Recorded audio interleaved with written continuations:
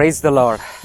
యోహాను సువార్త 6వ అధ్యాయం 16 నుంచి 22 వచనాలు ఒకసారి మనం చూసినట్లయితే అక్కడ ఒక సంఘటన జరిగింది.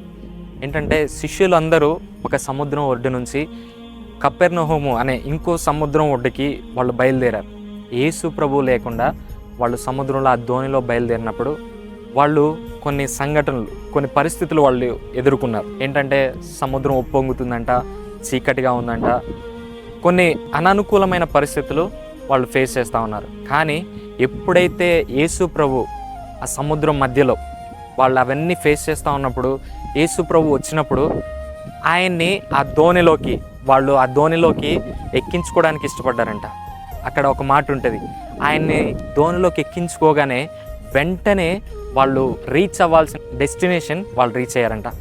ఈరోజు నీ పరిస్థితి ఏదైనా కావచ్చు, నువ్వు ఒకసారి కనుక యేసు ప్రభువుని నీ జీవితంలోకి, నీ ధోనిలోకి గనక ఎక్కించుకుంటే నువ్వు వెంటనే రీచ్ అవ్వాల్సిన డెస్టినేషన్కి ఖచ్చితంగా రీచ్ అవుతావు. నీ పరిస్థితి ఏదైనా కావచ్చు, నువ్వు దేనికోసం ఏ డెస్టినేషన్కి వెళ్ళాలని నువ్వు బయలుదేరావో నాకు తెలియదు, కానీ నీ డెస్టినేషన్ కనుక నువ్వు రీచ్ అవ్వాలంటే యేసు ప్రభువు కనుక నీ జీవితంలో ఉంటే ఖచ్చితంగా వెంటనే నువ్వు నీ డెస్టినేషన్కి రీచ్ అవ్వబోతున్నావు.